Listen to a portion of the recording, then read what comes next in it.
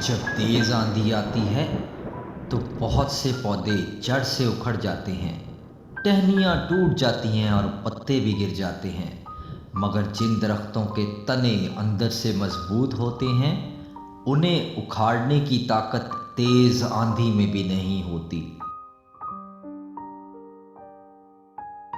اپنے آپ کو ایسے ہی مضبوط درخت کی مانند تعمیر کریں، اپنے اعمال، کردار، معیار اور شخصیت میں اتنی مضبوطی قائم کریں کہ دنیا کے شاہ زور لوگوں میں بھی آپ کو گرانے کی قوت نہ رہے۔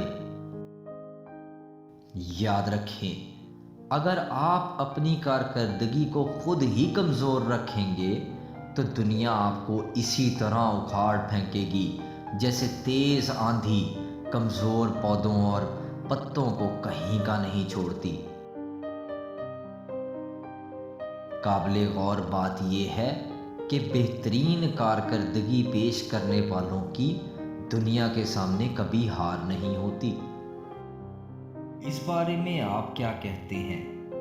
کمنٹ کریں اور اپنی رائے کا اظہار کریں۔ شکریہ۔